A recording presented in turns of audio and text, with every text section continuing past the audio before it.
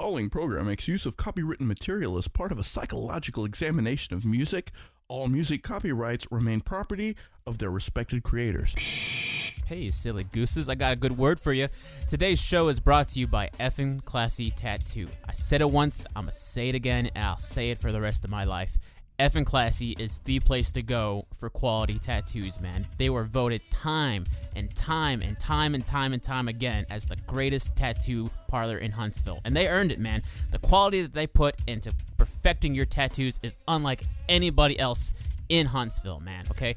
These guys take your shittiest tattoos and they turn it into magic, okay? I walked in with a portrait of my ex-wife on my arm.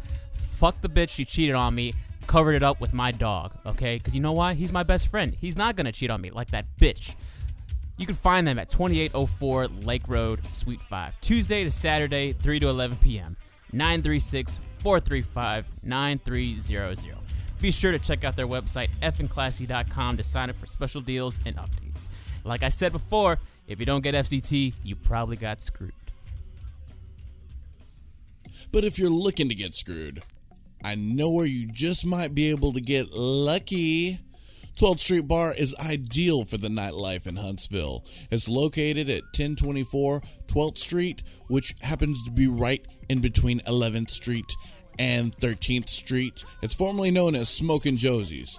They've got special deals every day of the week.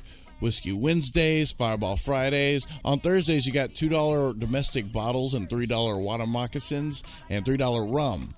They've got open mic every last Tuesday of the month.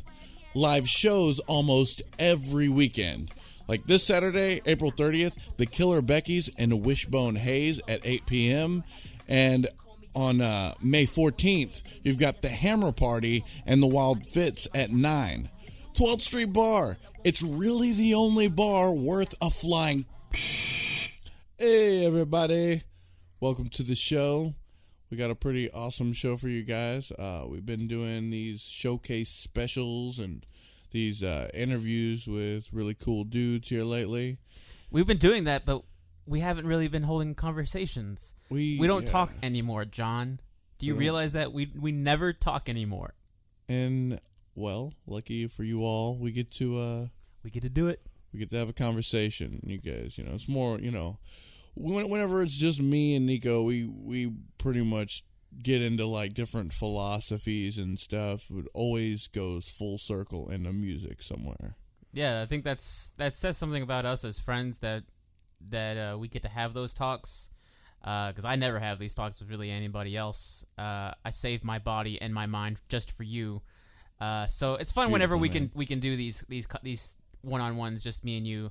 I mean, even at the very end, I joked about it, but I was genuinely happy that we actually could just like talk to each other about just random things, and like it just be like, how it used to be before we got famous with this podcast. So I enjoyed it. We got into some cool stuff with like magical shit, afterlife type shit. Phenomena, that's your word that you go with. We got into some phenomena talk, listened to some music, had some beers, and we had some good bro time. So I guess on that note, Johnny, I love you. Take us there. Welcome to the Conversationalist.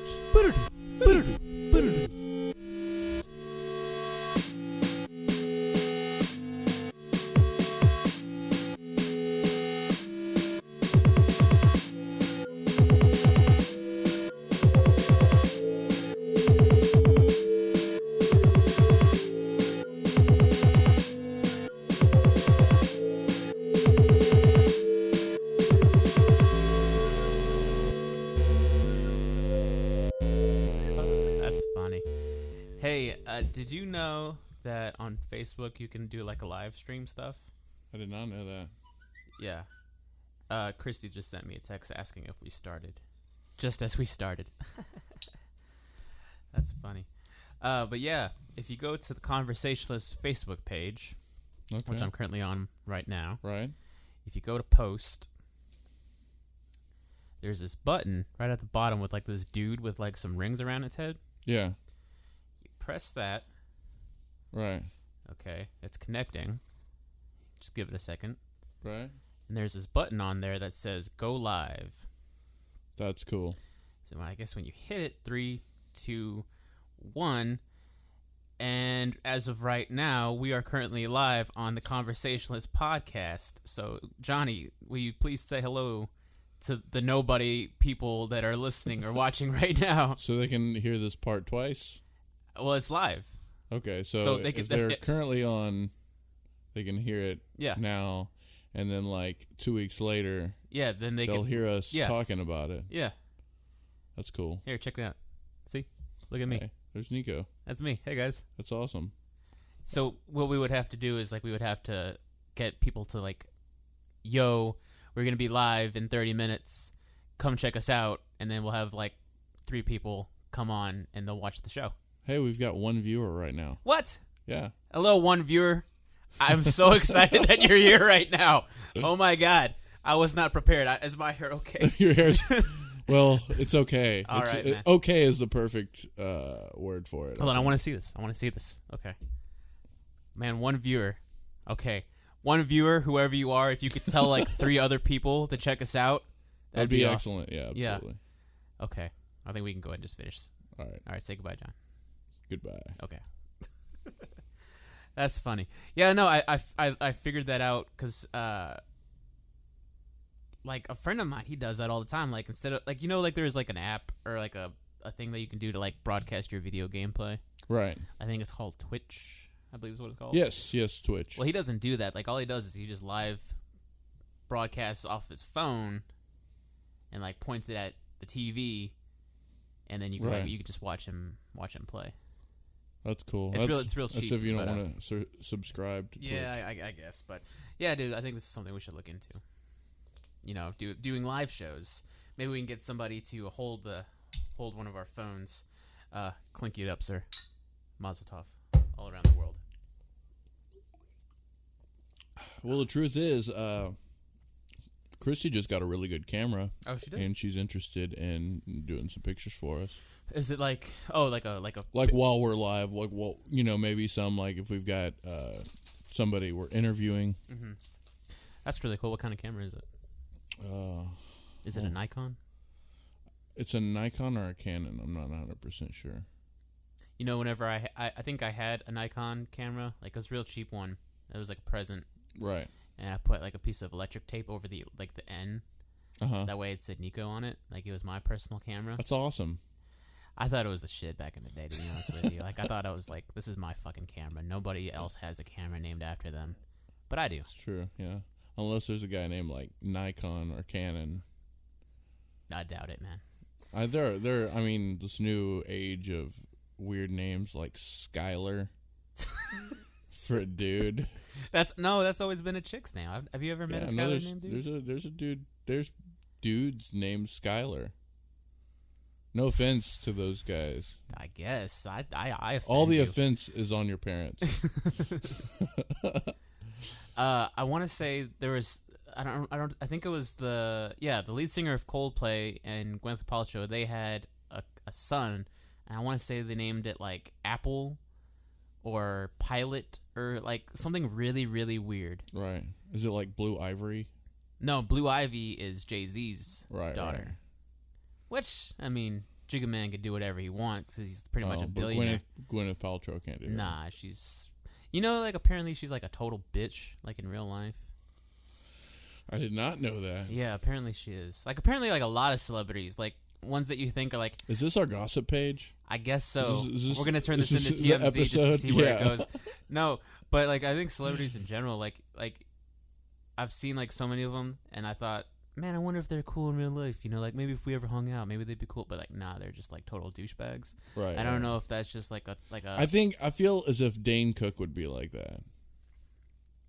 I think maybe nowadays Dane Cook, because I think, like, back in the day, like, in his earlier stand-up days, I imagine he was probably, like a normal comedian. Like, you know, he worked on his jokes, right. And, you know, he did shows, and he had he'd travel in, like, probably a piece of shit car, and, you know, like... You know, but then as soon as he, like, hit stardom, and he did this one special, I think it was Vicious Circle. You ever seen that? Right. Yeah, a lot of energy. I mean, I think the thing about Dane Cook, you know, I think he actually is a great comedian, but he's funny as hell. But the thing is I mean, he comes off almost real hacky.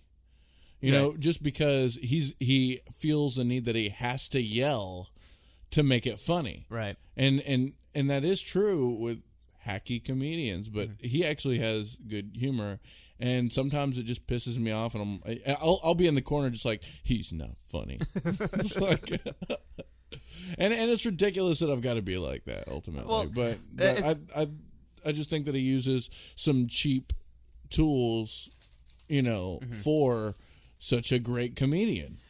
Also, I don't know if this is just something that bothers me, but like in that special, like he'll start up a joke and like he just sets it up.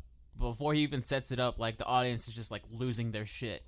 Right. Like, you know, like, so I'm in the coffee shop, you know, he does like a quick pause and now he's, woo! Yeah! You know, just like, unnecessary. Yeah, it almost takes away from the whole experience of like just trying to enjoy his show.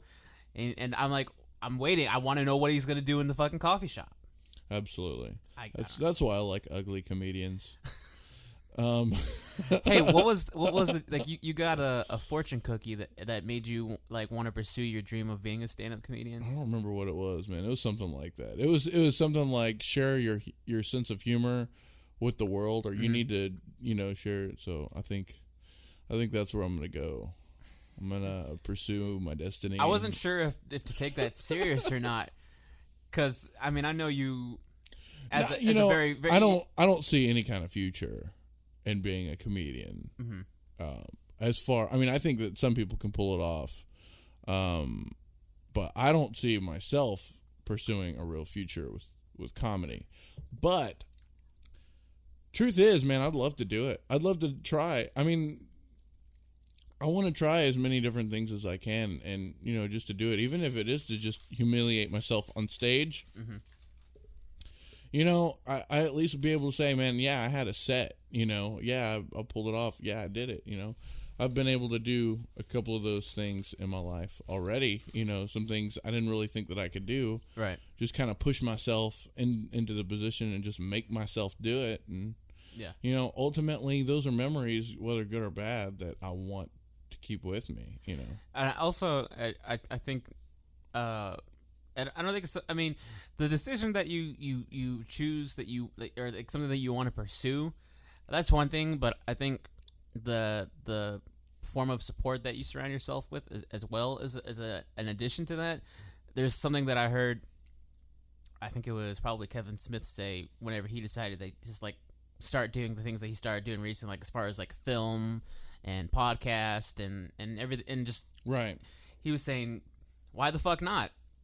Yeah, why the fuck not? And he said, you know, I didn't surround myself with, you know, whenever I was coming up with these ideas and they were like, why are you doing this? You know, I didn't surround myself around those people. I was like, why the fuck not? You should do it. You know, like, so having that, you know, instead having more why not people around you as your support, instead of people that question you like you can't do it. Like they just right off the bat think, why bother? You know, I know you're a funny guy. You make me laugh all the damn time. Right. So I know you got it in you. Yeah. You know, so there's no way in hell I would ever. I think it's ultimately what you want to do, though, you know? Yeah. I think what I want to do is be the lead vocalist of a band. Writing the music, coming up with the... I'm going to interject with that. I don't think it's so much, and I'm not saying this in any negative way towards you whatsoever. I don't think it's so much you want to be a lead vocalist, or I think it's you want to be a stand-up comedian. I think you want to be the front, like the main... The attention? The main attraction piece of it, like the intent. I don't think that that's it exactly either. I mean, I do like all that. I'm not going to lie. I'm not being humble or anything. I do like attention. Mm-hmm. Certainly. I have a podcast. We obviously, at some degree, like a little bit of attention. I think human beings are known for that, you know. But what I mean to go into is that it turns from attention to acceptance, into relevance, into accepted. You know what I mean? Like, I think if you dig deeper into something like that, and I don't want to like dig deep into your mind because it's probably really sticky in there, but I think whenever you want to venture out into something, like you want to be, on stage, and you want to tell jokes, and you want to make people laugh, you want to entertain people, you want to be on stage, and you want to sing songs, and you want to get people to sing them back at you. I think somewhere in there, it's like trying to seek acceptance. Right. Well, I mean, I think it's not necessarily acceptance as much as just connection. Right. Which are, pretty connected even in that sense. But, I think it's about having some sort of connection with everyone, whether I know them or not. Right. Certainly there's some level of ego involved in it, but I mean, the best feelings I've had are certainly things like, playing in front of a lot of people, being on stage, walking down the street and hearing, some Before I Awake from somebody's vehicle I did not even know, that seeing people, meeting them in the store and having them say, "Hey man, aren't you the lead singer for Before I Awake?" People like thugged out. I've never even, I mean, that's probably one of those, you shouldn't say that words, but I mean, come on, you guys know what the hell I'm talking about. Right. But it's just, it's something that I want to do as far as be, the vocalist of a band, because a lot of things involved in that paradigm are things that I really enjoy. The writing aspect of things, the recording aspect of things, the music itself especially, but knowing that I've got that one, I'm the one that holds the voice, it's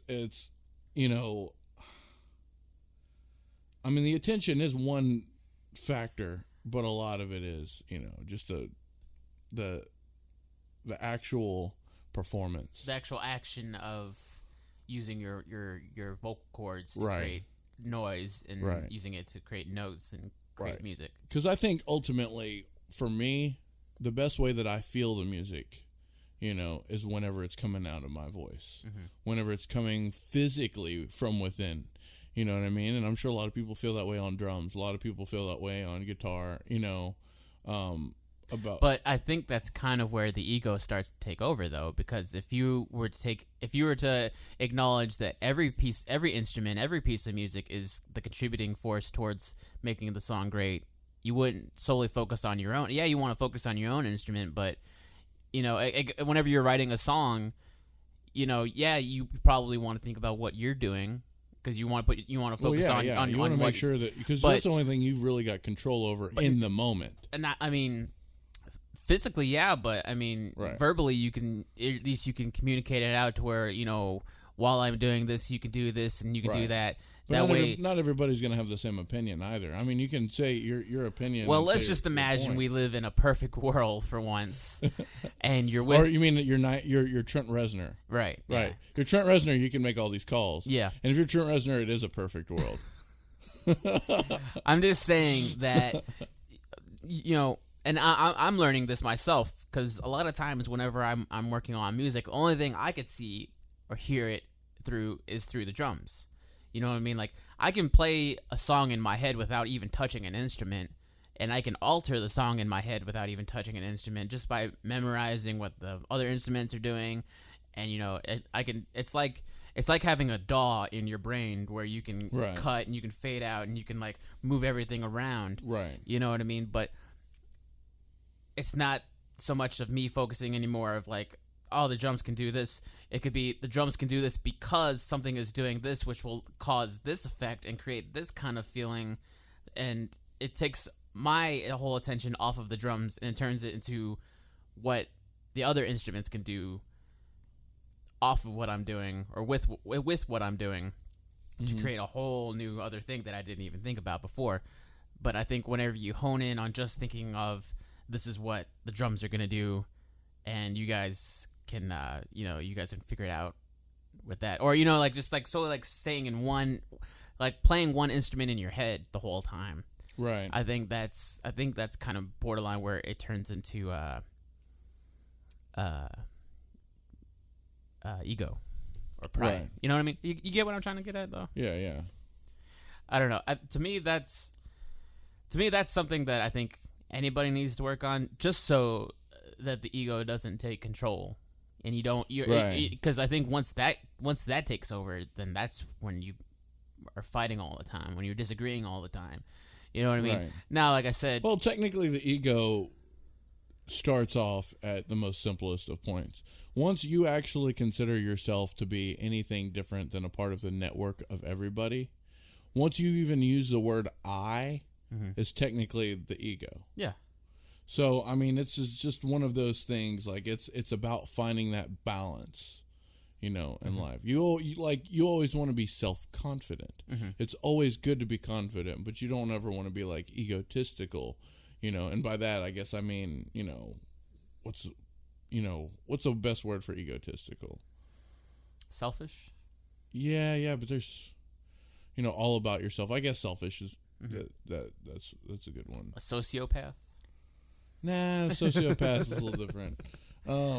But I mean, you got to find that right balance. You still have to realize ultimately that we are all the same thing. Yeah, and definitely not walk into anything with that pre-existing thing.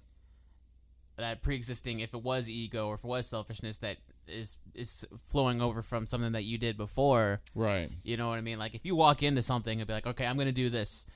It leaves no room for any form of connection between the band itself, between the musicians, right.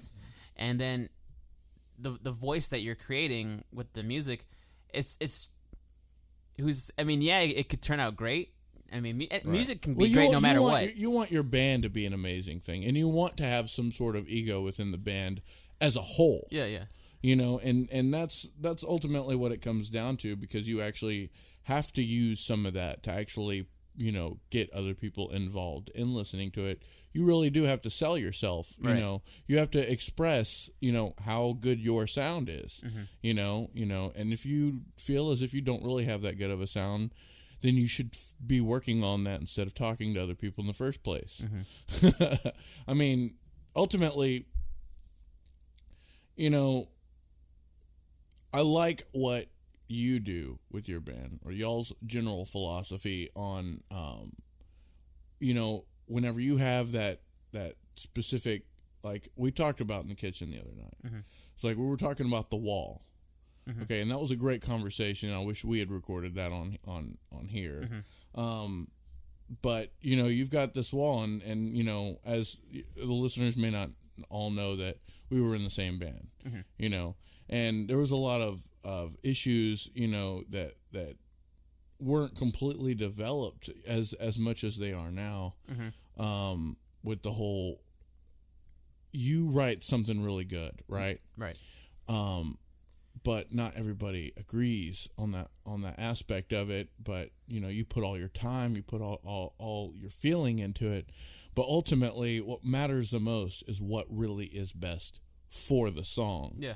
And I think that's the philosophy that you guys have. It may not have been so much back in the day, whenever we were in it together. Yeah. Because I've certainly fumbled on that same issue. So I mean, it's like, having that philosophy is probably one of the things that need to be talked about before even starting the band. Right. You have to be all about what really is going to work the best for the band. Yeah. And it's tough at first, to be totally honest with you. Whenever you think about it, whenever you have to drop all of those like things that you thought that you had, as far as like your emotions and your feelings. Like, you can still have those, but there's so many times where those things begin to cloud everything else, right, that you're incapable of thinking otherwise.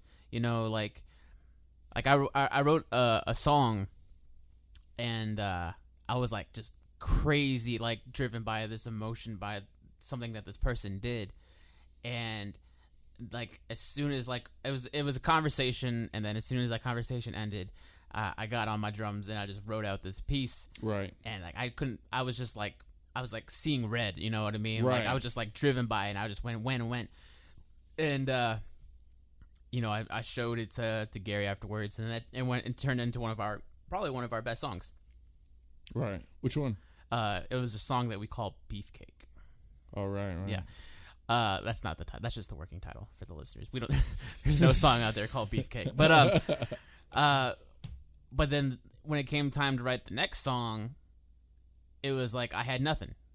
Right. Because like I was just driven by that emotion, and it was like I can't recreate that. Right. You know what I mean? Because A, that's just totally unhealthy, and right. and, Absolutely. and B, it's just like you're forcing it. You know what I mean? So what I'm getting at though is like when you have to like let go of all that stuff, it's hard at first because you almost don't feel anything. You know what I mean? Like you're just creating the music, you're just creating the sounds and the tones, and you're sort of like architect. I mean, like you're creating these pieces. It's almost like a puzzle. You know, you put in all the pieces together to create the greater image. Right. And then once you hear it all together and you see the picture for what it is, and then it turns out to be amazing, you're like, this is fucking great. Right. But you had nothing that you connected to with as far as like your personal life and like things from your past, your history. Well, I also think that maybe, whenever you do it like that, you work towards the ultimate sound versus how you're feeling at the time. It leaves more of a vagueness. Mm-hmm. Probably not the best word for it, but openness. Yeah, absolutely. For anybody to interpret it a little bit better. You know what I mean? Like, I think that I do like the power of rage in music. Is like we had that showcase special on Korn, and that was what it was about. Yeah, it was like that real true shit. Yeah, and that was ultimately what was great about that band. But I don't think that it is mentally healthy for people to hold on to it. And it's not always just about the music. Mm-hmm. It is also about mental health. Mm-hmm. And then you also got to think about the listeners. Like that's why I'm torn with Korn, because I didn't mean to do that. That was terrible. No, but seriously, I mean, it's one of those bands that I don't think are the most mentally healthy, but the beauty in that aspect is so overwhelming. Mm-hmm. But I don't think that that's the way that it should be. It's almost like witnessing like a natural disaster. Yeah. And like trying to find some beauty out of it. Like if you see a tornado, like just like gusting like crazy in like an open field. It's so beautiful how it's tearing those people apart. Yeah. Yeah. It's a pretty wicked crazy metaphor, but I think it fits. Wicked crazy. Wicked awesome. That's wicked awesome. Yeah, I can feel what you're saying. I think it's hard to like sort of like deprogram my mind into thinking that way. It was very difficult at first. Nowadays, I can probably do it at a snap of a finger. Right. And it's I don't want it to come off as negative, whereas like I'm like just turning the switch off and I'm just sort of like going into it numb. It's like, if anything, all circuits are going like crazy to like focus all of my abilities and all of my mind powers, towards something, instead of just sort of like going with the flow. If I were to do it just on pure emotions, like whenever you go on autopilot, sometimes you don't even know what the fuck you did. Like, how many times have you ever like gone into a jam and like you're just like belting out all this stuff, and then you're at the very end of it, you're like, all right, what was I talking about? What was I saying? Like, what was I doing? Like, were you recording that? Because I couldn't remember it. Are you talking about like the seeing red aspect? Or I guess so. I'm just saying, like, letting the emotions like just completely overtake you, and like just because like there've been so many times where like I would be jamming out, and like we would just be like going for like 7 or 8 or 9 minutes long, like not even like really a song. We were just like letting the music just take us away, and then at the very end of it, when we were done and we're huffing and puffing and we're just like looking at each other, and I was like, all right, was anybody recording that? And then it was like, no. It was like, fuck. Like, we didn't capture it, but like because we weren't like all of the circuits weren't going. It's just we were just sort of like almost in zombie mode. Right. You know what I mean? Like I think it's a great way to get a connection with the musicians that you work with. Yeah. Because I think that's the first barrier that you need to break if you're starting a band. Ultimately, you always have to connect. Unless you're some solo artist that, you're just bringing people on board to like, okay, you're going to play this, you're going to play this. Which if that's your thing, then totally cool. You're trying to put out a product. God bless you. Right. But if you want to... I think a real feel band, though, like you're talking about, like a real jam, a real connection, I think a lot of that has to do with absolutely 100% being yourself, too. Yeah. I think you just got to go out there and be the goofy ass motherfucker. Maybe that only applies to me. You got to. And like I think that's what worked so well whenever we were in it together, is I knew from there, I've already built a connection with you, not quite as much until we really got involved in writing good music, and I was loopy, I was crazy, I was the real me, and I didn't have to front for anybody, and I think that is the most important thing about really developing in a band. If you want to really develop, if you really want to get things we could take this one step further. I mean, not even just a band, but just as human beings towards each other. Right, absolutely. You know what I mean? Like, you think about it. Well, any kind of project with other people. Yeah. You allow that true honesty to come out of you. Right. You know what I mean? Like, I don't know how many times I spent, I remember there was a few times when we would be in the jam room and, I wouldn't even, I was just, shirtless. I was just, screaming. I was just, fuck, I became the animal. You know what I mean? Yeah. And it was, there was some points where it's I didn't even think about who I was at the moment because I didn't care. Right. Until, we walked outside of the spot, and then, if someone showed up, it was like, oh, I swiped my hair back and put my shirt back on, and, just okay, yeah, gotta present myself as somebody now, but in those intimate, it would also make a difference if it was a chick too. Yeah, that's true. Definitely. Hey, you look good looking. No, but I think that first step. I think if we're talking about what's the key essential things, if you're starting a project or anything like that, I think having that open honesty, this is who I am, and if that meshes well with who you are, then we're already off to a good start. But if you're a quirky weirdo dude and I'm Mr. Super serious businessman, we gotta put out product and we gotta make it sound great. Maybe we not mesh well. Maybe we can capitalize on it. Who knows? Right. Well, I think ultimately, that businessman, if you're spending enough time with that person, you'll really get to who they really are. Mm-hmm. I mean, I think we both witnessed that. Yeah. So, I mean, ultimately, you got to be your weirdo self, right? When you're going out there, because these people are gonna, depending on the band. If it's a business band, if it's just strictly business, I guess if you're a hired on or something, you know what I mean? Okay. Then yeah, you probably don't want to be your weirdo self. But no, ultimately, if you're going in it for the brotherhood, mm-hmm. which is what I think a real good band is, that is always usually got that brotherhood aspect to it. Yeah. You really got to be yourself. That's the real connections come from that. Yeah. And yeah, man, that's what I'm looking forward to. So you told me about it, but you're trying to get something going. You're talking to this drummer dude, right? Now I don't want to try and become a hypocrite and say why you want to do something like this. Of course I want to be definitely why not. You definitely should be doing something like that. But do you still see yourself as just wanting to just be okay with just jamming music and maybe putting a little bit of music out and then yeah I think so. I think ultimately what it matters the most is the music, right? If it's not heard because I'm not going on tour or whatever, that'll suck, but that's not what it's about. Mm-hmm.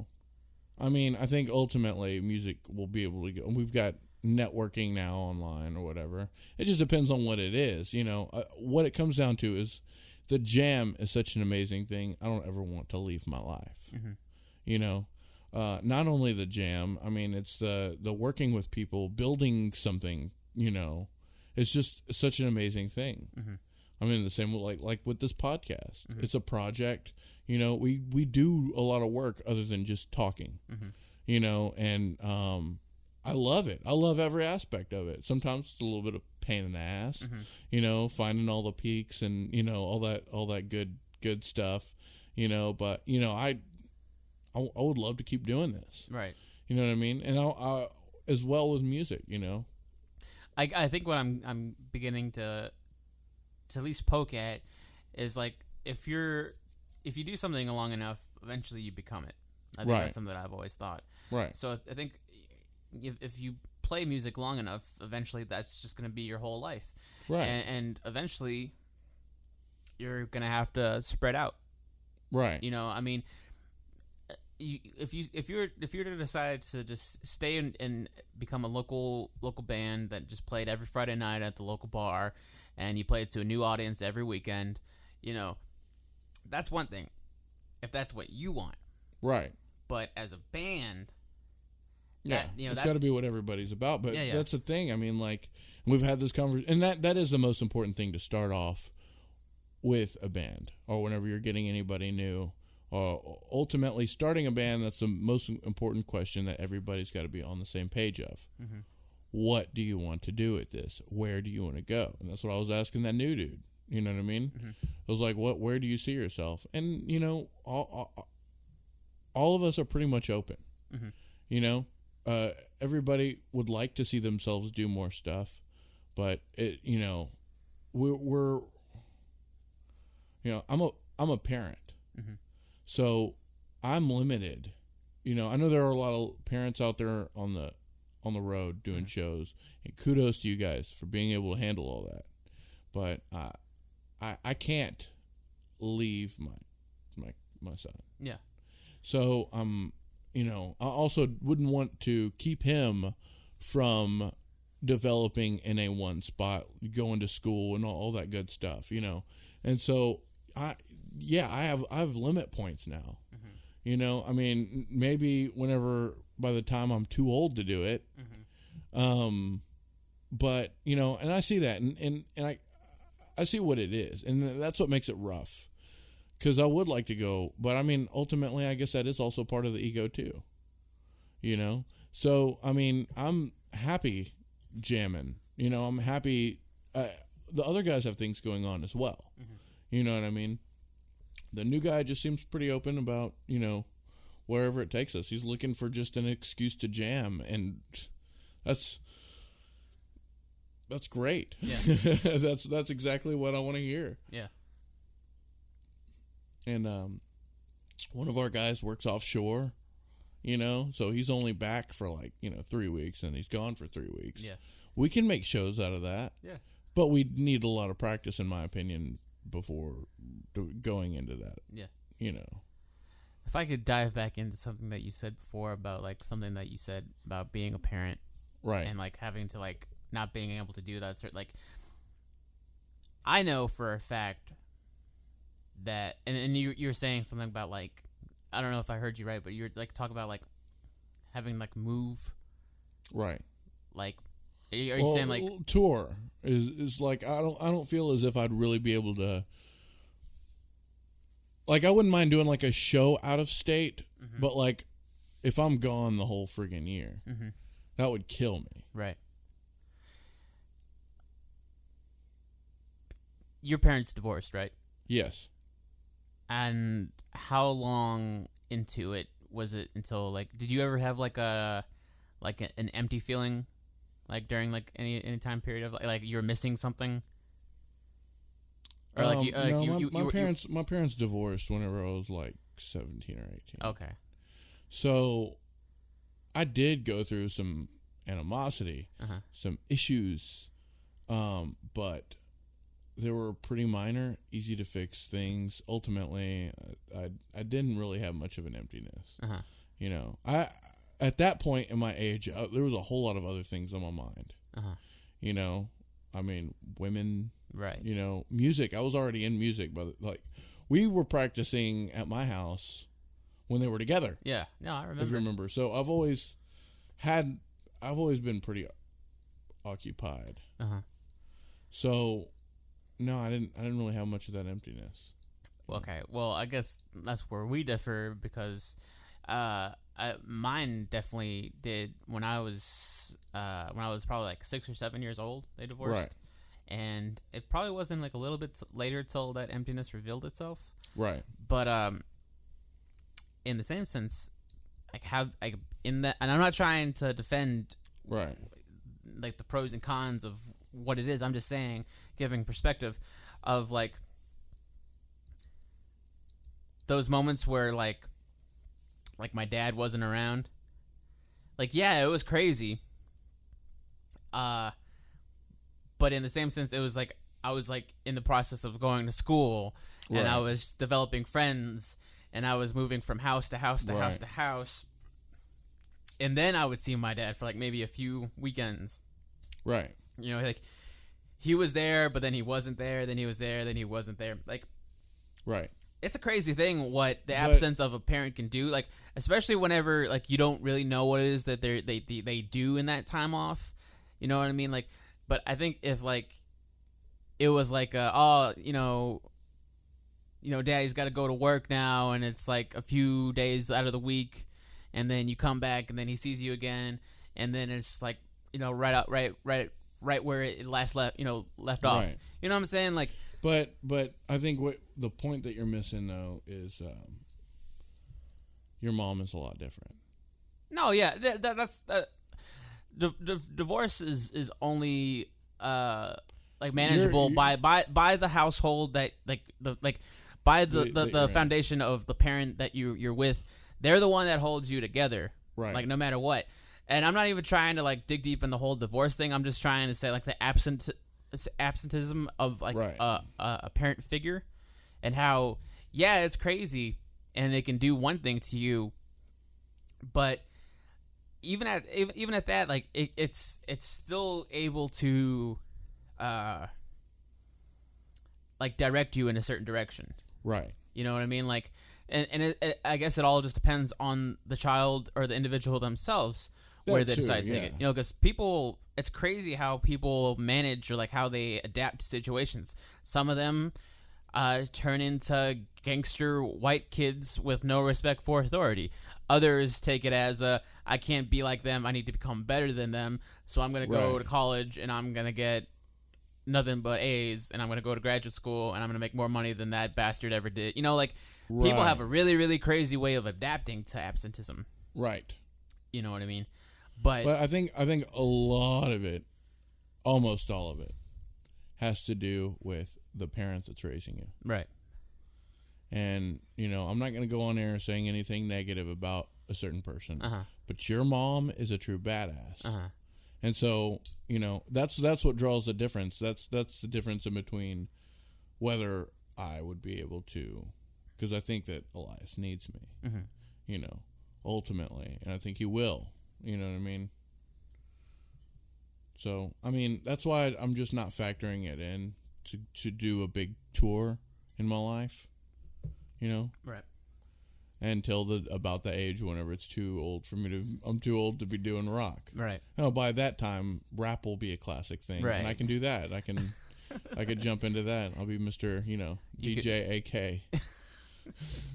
You can bring back those Adidas tracksuits. And I will. I'm gonna have the MC Hammer pants. Yeah, the kids won't even know. Like they'll think I'm the one bringing. No. Since that shit was in the '80s and like 2030, it's gonna be like the hipster thing. Right. Since because we're constantly going up because like there's like the 50s and 60s kind of like lifestyle nowadays. In 20 or 30 years, people are gonna be like, "Yo, Vanilla Ice had it right all along." You know what I mean? Like that's just that's the way I think it's gonna go. I don't know, man. I can't wait till we're like 60 and people are like, "Man, Nirvana was such a great band." And be like, "Man, let me tell you some shit." Like, I don't know, man. I think that'd be pretty cool. Yeah, man. That'd be great. What do you think? What do you think? Like the future holds as far as music goes. Like, do you think we're gonna or do you think we're gonna have like some breakthrough artist that's gonna like change everything for everybody, or there's do you think always that going on, though, man? I don't think there's gonna be. But when was the last time? I'm not talking about just like a number one artist. I'm talking about like another fucking Elvis or another fucking John Lennon or another Bob Marley. Think so. Or, no, I don't.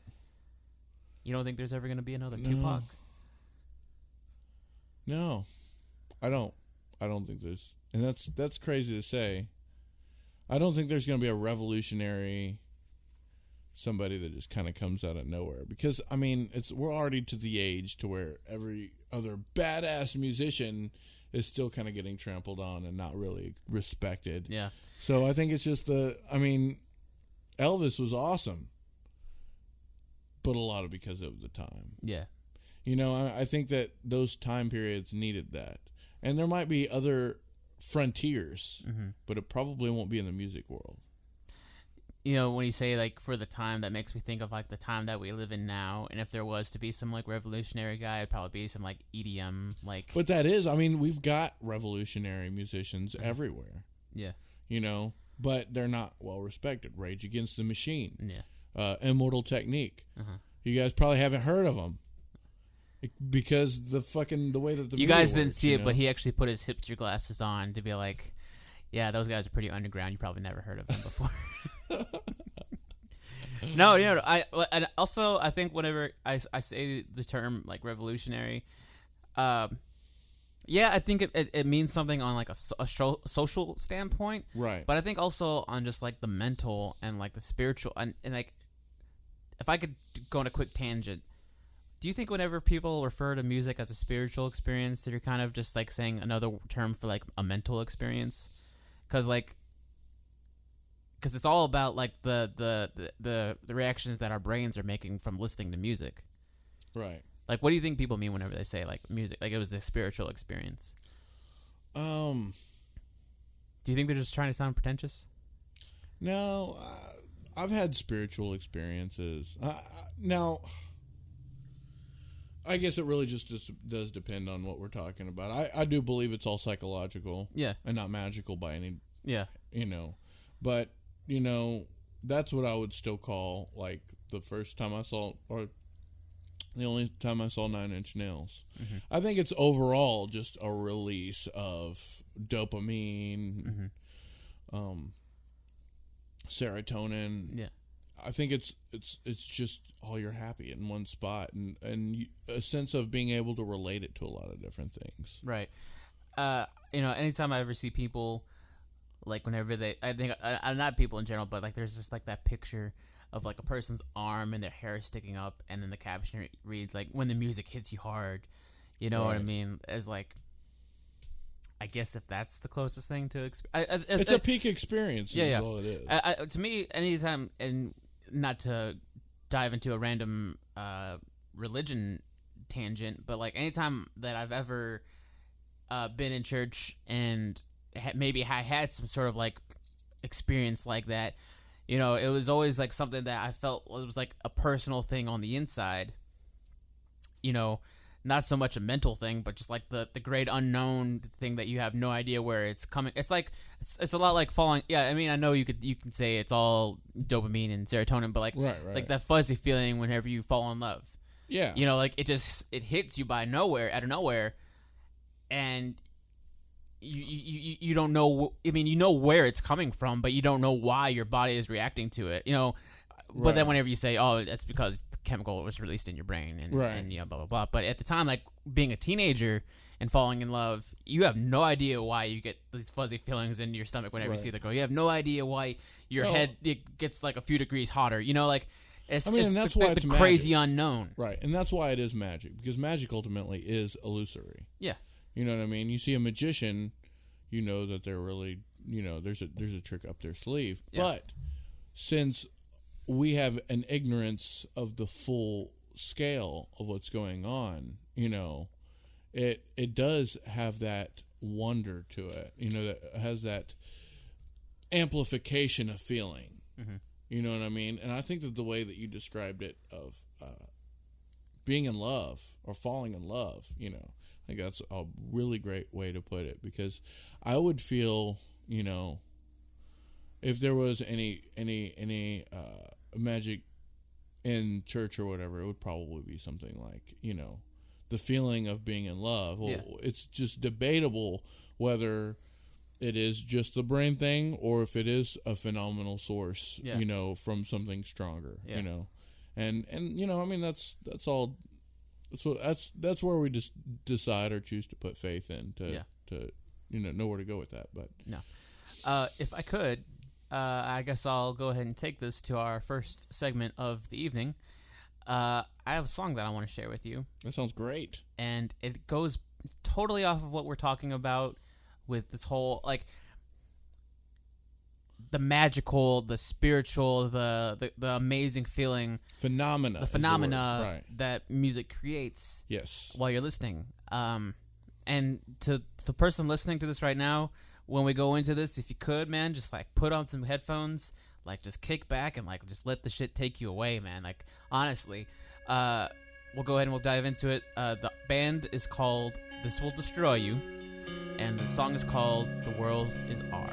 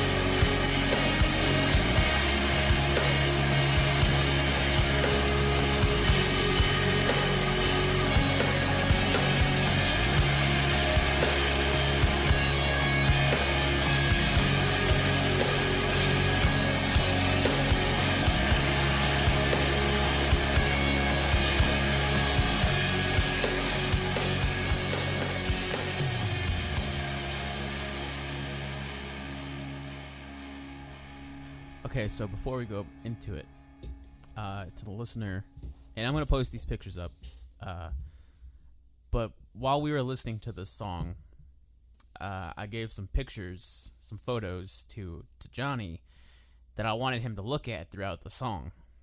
And to give you an idea, if you're just listening, there are various pictures of the beautiful Scotland. This is Scotland. Oh, okay. I did not know that. And you got some mountains. You've got this train that's sort of on like this really big railway above some trees. You have this really, really cool looking cave with some water in it. You have a beautiful little path with green grass and purple roses all over the place. You have a waterfall. I'm not going to go further into it, but I'll post these pictures up so you can see for yourself. But these are images that whenever I listen to this song, give me that spiritual, give me that experience. Like, right. It's like these are like this music is like the voice to these images. It's my opinion. So what I was curious and why I handed you these pictures that I wanted you to see is while listening to these to the music, was there any story or is there any sort of imagery that came into your mind whenever like there was like a certain piece of music and you landed on a certain picture, or like just anything that was like playing out in your head while you were listening to it? Not really. No? I mean, I think it all looks really beautiful, and I think that the music's beautiful as well. Mm-hmm. I mean, I just, I think that the photographer was probably a badass to capture the colors quite like that. Yeah. No, yeah, absolutely. These are some of the most beautiful pictures I've ever seen. I guess I can only speak from my own experience because I think it's pretty obvious that I kind of have a little more of a connection with this song and these pictures, which is why I brought it up. The song in itself feels like a story. Like, it feels like it's going to, like, many different phases. Right. Like, how it starts kind of low, and then it picks up, and then it goes low again, and then it has, like, this really, really, like, rising and falling action in the little aspect of it. But, honestly, like, the vibe that I got from this song, other than the fact that it all is just so beautiful, like, I feel like this is, like that moment after. Yeah. Like the very beginning, how it kind of starts kind of like real, like with like the delayed guitars and like kind of like somber. Very Gary-ish. Yeah. To me, like that feels like the last moments of your life. Right. Like if you're on like a hospital table and you knew like your life was just falling out of your hands and people around you are like scared and they don't know what to do. Right. And then it all just kind of slips into something different. Well, there's the many things that come with it. You've got your first it's denial, then it's whatever depression, that eventually get to like acceptance. And I think the acceptance is probably what you're talking about. Well, no, I'm not even just talking about that. Like the imagery that I have in my head, right, to just try and paint a picture with you. Like it starts off like a person is like on their bed, and like it's like, say it's like a gunshot wound or something like that, and like but they're still kind of conscious of like what's happening, and they're like just sort of like really scared, and like they see people around them like just trying to like do whatever they can, and like family members like rushing in, and like just like being at like your most like terrified moment of your life. Right. Okay. And then bam, just like that, you're now in these images. Right. Like you're walking around, and it's kind of like the waterfall. Like there's a waterfall.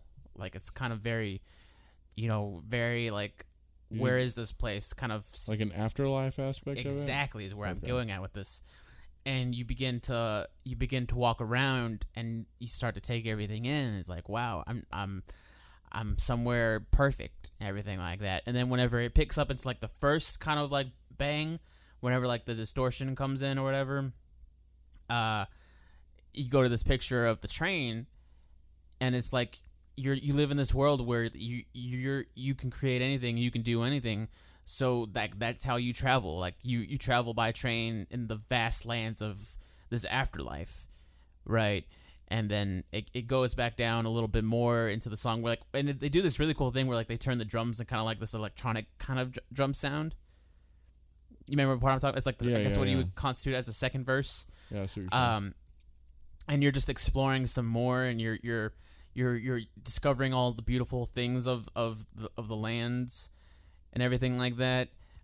You should make a slideshow. Until eventually you get to this mountain, which is where it kind of takes right before it gets to like the last big bang of the song. It kind of has like a slow moment, like where it's just the guitars and I think the bass, and it has like that rhythm, doon doon doon doon doon doon doon doon, very like that. Yeah, yeah. And then the drum, as soon as that hits in, I don't know if you can see whenever you look at this picture, but there's somebody at the top of that mountain. Right. As soon as that shit hits, you just fucking just take a swan dive and you just start falling, right? And then like the music, the air, you see the air just like, and the music is just like this driving moment. And then as soon as it like picks back up, you just sort of like you glide up. Like one of those glide suits? Like one of those squirrel suits. Oh, those are so fucking awesome. One of those. The whole song would work with the squirrel suit thing, I think. You just start to glide up, and then you and like that's supposed to be like the sinker of like, yeah, you're in the afterlife now. Right. Where you're doing the supernatural thing. You're flying. You're Okay, if you get squirrel suits in the afterlife, I think I might be. It comes in the Welcome to Heaven package. You get enough toothpaste and soap to last you a while, and you get a. This summer, Robin Williams, What Dreams May Come Too. Essentially, this is what that is. I'm just now realizing it, man. Yeah, man. Except man. Robin Williams. Robin Williams comes back as a zombie. That was terrible. Yeah. Oh man, but yeah, like I guess that song, to me, I think music in general, like this style of music, and I don't know if this is just coming off as corny, but like this music in particular is really what comes to mind whenever I think of like I don't think of this as at any point a sad song. Right. To me, this is probably like one of the most uplifting most uplifting songs I ever listened to. I'm pretty sure I heard that song at some sort of Christian youth camp or something in my past sometime. Well, okay, if we're gonna dive into that, okay. No. If we're gonna dive into something like this, it's crazy that music like this. If you were to listen, like, there's another band that's just like this band called Explosions in the Sky. I'm sure you're familiar with them. I thought this was Explosions in the Sky. No, this band, they're a Texas band. They're from Austin, as I'm sure Explosions in the Sky is. What was this band? This Will Destroy You. This Will Destroy You, okay. But very much same style. I don't feel destroyed. If you were to ever witness like an Explosions in the Sky show, you would witness people with their hands in the air and their eyes closed, exactly like what you would experience at a Christian show, at like a Christian youth show or something, where like exactly, yeah, it's like the spirit of Christ. It's the spirit of music. It takes a part of you. It takes hold of you, right? And like they're not even close to the same style of music, but there's this band that is probably like my second favorite band of all time, right under the Deftones, Circus Survive, and I saw them twice live, and both times I saw them, that was the first thing, that was like the most natural thing that I could do to it. Right. It was like, but I think that with music like that, which is an obvious, that's where it's supposed to, make you feel. That's supposed to where, I think that would be perfect for any cult as well, Like, seriously, like, I think that ultimately you would want to use that to hook people in. I think you would want a good soundtrack to your cult? No, I mean, I think that the point is to have that sort of propaganda, pull people in, make them feel something while they're at whatever you're trying to push event. You know what I mean? Mm-hmm. Is that what you get from this vibe? From this song? No, I mean, I think it sounds great. I think that, it is meant to portray as a spiritual element, and so I would think that you want a spiritual element to push whatever kind of propaganda onto onto your people, you know. It's kind of like whenever you see like a presidential candidate, like whenever they put like Right. a little ad, and then like they put some like da da da da, like some like real like trumpet like triumphant Right, kind of right. music. We are America. Yeah. Make America great again. Yeah. Yeah. No, absolutely. Like that's exactly what I'm talking about. Okay, I see what you're And saying. you know, I mean, I don't have a. I mean, I totally get what people, you know, are Christians, and this, I'm not saying anything against Christianity. I'm speaking more for like the church element of things, like the different, you know. I mean, no matter what, you want something to sell your product. I mean, no matter who you are, no matter what you are, we do advertisements. We're, you know, no better ultimately. I mean, I'm just saying that is a tool to use, you know. I could see that, but I can recall being in churches that had like those songs, not like Right. this stuff, but like Christian songs, Right. Christian, like most Christian songs. When you Well, they listen want to it them, to feel spiritual. yeah, but no, like they're kind of like low, you know, like very low, kind Subtle? of, yeah, they're very subtle songs. Most of the times, it feels like they're playing it just kind of like just to keep you comfortable. You know what I mean? Like just sort of like. I mean, the ones that I've been to were probably a little like fundamental Christian, you know. But I mean, I definitely got that whole youth, Christian youth vibe from that song. Right. That's kind of where it took me. Like I legitimately felt like I was back in church, and they were really trying to sell me on Jesus. Like that's where it took me. No offense to that song, because obviously there was a lot of great instruments and it did sound great. Yeah, you know, it's just kind of like the wiring, the way that I personally compartmentalize certain things. You know, so I guess I could see that, and it's crazy how, you know, I'm sure you say you thought this as you were listening to the song, like Yeah. the whole, and yeah. without me having said anything about what I thought about it before, and you already having your preset thought process, Yeah, we predisposition. both kind of both landed on religion, or Right. both our faith, Well, or yeah, spirituality. yeah. But even still, we're still on some kind of different spectrum of like where it took us, because like you're taking it to the spot of like Propaganda. yeah, and I'm taking it to a spot of like a deeper meaning. like this yeah. is gonna be what's gonna be playing Afterlife. in my earbuds while I'm, flying down this mountain. You with know, my squirrel suit. country music does it too. Have you ever heard skydiving? Nope. Oh, I forgot how it goes. That's not going to be the song that I choose, though. Okay. Actually, since we're on the topic of beauty and like the spirituality and the feeling that you get from it, I'm going to go with, and I'll come back with the name. I forgot the name of the track again, because I'm really terrible at remembering shit. This is just me. We're going to go with Tesseract. Okay.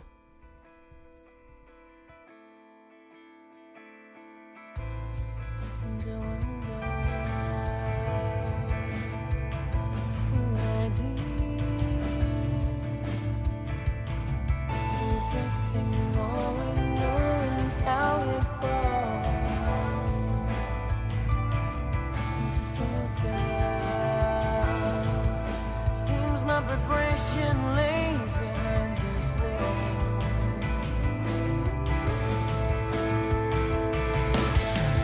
So I glance and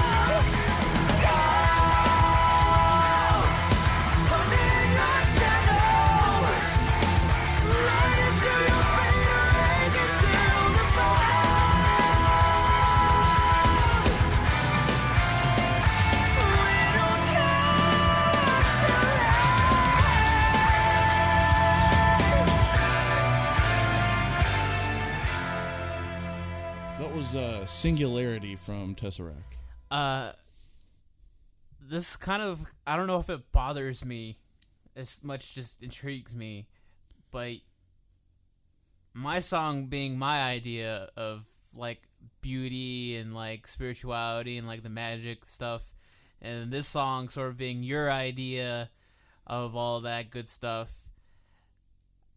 Like, what's wrong with you, man? Like, This was beautiful. Okay, guys, in the music video, this chick was basically being raped by it was an hentai. alien. It was hentai. It was, yeah, but it was not hentai. It was the live action version of It was hentai. a live action version of hentai. There was tentacles, scantily clad dressed woman right. in her knickers. Right. And I mean, if Evil Dead didn't bother you, no, I didn't.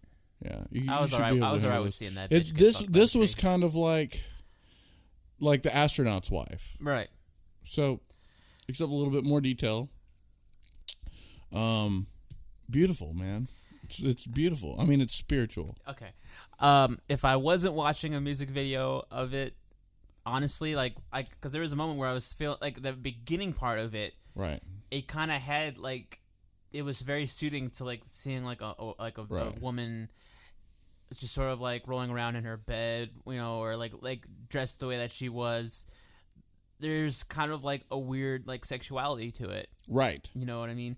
And then whenever it picks up, and it's like whenever the guitars and the drums come in, like I kind of like, I didn't want to watch it as much because I kind of just wanted to like get my own feel, my own opinion. That way we talk about it. Right. And like there's a few moments where I was looking away and I was just sort of like listening to music, and like I got straight up like, even though this involves the human version of hentai, like I was starting to get like almost like a scary movie kind of feeling. Like there's a few moments in the song where like the pace of it is sort of like speeding up, and it's very like, you know, like kind of like it picks up at least. Right. And I'm imagining like feeling trapped, or like feeling like I'm in a building that like there's no exit to it. Like I'm just like, I can go through the doors, but it just leads me back into like the room that I was just in, or like the hallway that I was just in. Excuse me. Right. Right. Like almost like just fear of like being trapped almost. Yeah. Like that's kind of the vibe. But I that think was that's getting. beautiful. Have you ever had fucking sleep paralysis? Do you know what that is? Yes. I've had that happen, and that's not beautiful. That's some real scary shit, man. And the fear is beautiful, man. Fuck you, it's not. No, I'm just saying, man. Anything in like an extreme emotional or psychological thing is like so amazing on a beautiful level. No, okay, I could see that. And this song, like, it's got so much energy that builds inside of it, especially the end. Once you have like that bass, you know, every time we listen to it, and Nico will vouch for me, I always say, yeah, this is my favorite part right here. Right. And when we listen to it, I guess, a lot. Now, Christy, you know, my girlfriend's been jamming Tesseract a lot. Yeah. Which the whole band, at least this album, Altered State, is such a beautiful album. It's for any kind of like technical metal. This is one of the most beautiful sounding ones.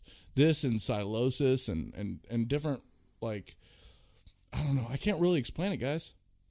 I'm just saying, Tesseract is a beautiful band because of their sound. I'm not denying the fact that it has. But beauty, even in that energy aspect of like, and it didn't sound like that at all. But you guys know what I'm talking about. Yeah, like yeah. at the end, it's just like that push is like, it's so much I can't even hold on to it. I can't even feel it. Like it warms my heart to a degree that I can't possibly feel negativity. I can't possibly feel that fear or anything. Like, not much music, even music I really love, can have that feeling on me. You know, and that is what I guess I'm talking about. So, I mean, I guess it is just a person by person, state by state. But I think if I could try and dive into understanding what it is that you're talking about, I won't take too much time with this, but like, whenever you have like a nightmare, Right. or at least just like a very vivid dream, Yeah. no matter if it's a scary dream or if it's just like you just standing around, but you feel like you're in control or whatever, like sometimes that like the notion, like subconsciously thinking like all this stuff is happening right now in my head, like all this stuff is going on in me right now, and you don't really have control. Like it's just like whatever your brain is creating. Right. You know what I mean? So whenever you look back at those dreams and you start to say like, man, that was a crazy fucking dream, man. I got, and then you tell the person all about it, and you just sort of like sit there and think about it. It's like, that was like fucking supernatural. That was like, like aliens type shit. Like you can't wrap your head around all of it. Right. So I think if I can come sort of close to understanding what it was that you were saying, like this music could be like the equivalent of that, of where like, it's all happening and like you're trying to wrap your head around all of it, and it's just creating like this, like, well, I guess as you're saying, like just beauty, or like this. Right. Sometimes you got to bleed to know you're alive, Nico. Do you know what I'm saying? Do you know what I'm saying, Nico? Is that what you said to yourself before you slit your wrist the first time? Yeah. And you know what? I learned something that day. What'd you learn? I'm alive. Okay. I'm just saying, man, you got to have that fear sometimes. Every time I have a nightmare, I'm like, whoa. And I'm fucking proud that I had the nightmare. I'm glad, because I get to feel something strong. Like I get to, it's hard to explain it. Like I watched Evil Dead not too long ago, right? And it was the way that kind of, the old one or the new one? The new one. Okay. The new one. And I love the old ones. I prefer the old ones probably, but I really like the new one. The new one's really good, and it brings about not necessarily anything in it that freaks me out, but just the general pace. You know what I mean? Yeah. The level of everything just so extreme and so fast and just like so real evil. You know what I mean? And having that on my mind whenever I go to sleep will give the opportunity to possibly have a nightmare. And I had a nightmare watching that movie. And I loved it. That's how I know that's a good fucking scary movie. You know what I mean? And it just kind of allows me to feel something, Not that I don't feel anything. Not that I particularly feel numb or anything, I think I've got a great life. I'm appreciative. I'm happy. But how can you appreciate anything if you don't have a little bit of suffering? It's like whenever, like it's like the person who lives like a pretty normal life. They have like a good family. And, they went through school and they did really well.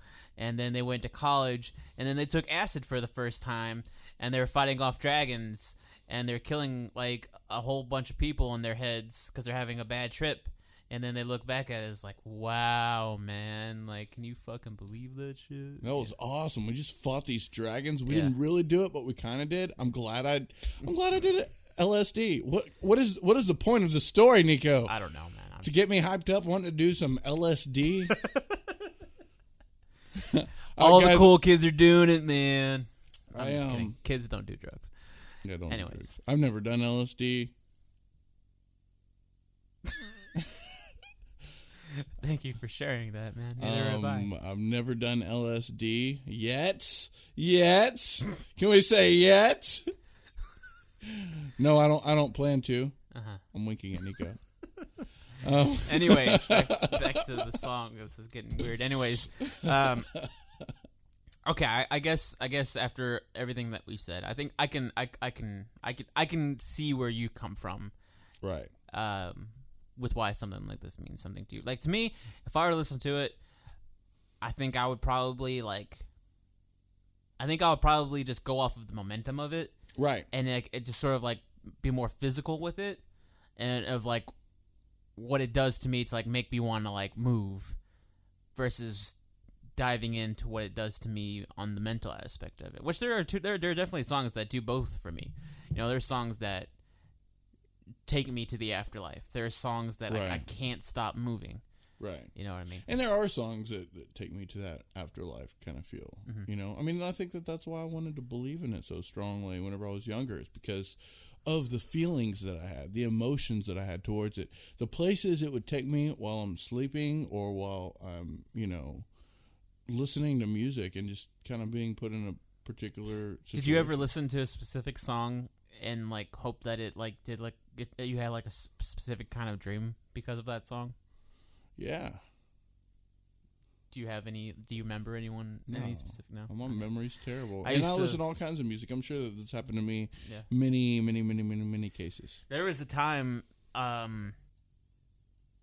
right after I left, that I was thinking about it like a specific person for a good while, and like I couldn't get them out of my head, and I realized that I would have dreams of them when I would listen to certain music, a certain artist, and a certain album. Right. Like literally every single time I listened to that album in its entirety, they showed up in my dreams.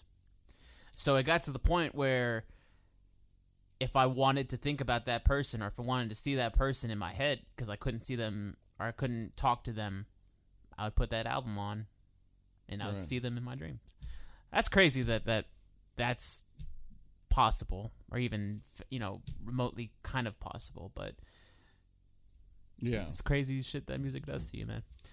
Crazy shit. But anyways, man, I don't want to take up too much more of your time. I mean, I know you got things to do, and I got things to do. I know so. you got things to do. More important things than this. Exactly. Anyways, man, I'm. That was a great conversation. I'm gonna get really sappy about this shit right now. Like, I'm happy that I can talk to you. Well, luckily I've got ears and a warm heart. Now you're gonna be a fag about it. Anyways, good night, goodbye, and good luck.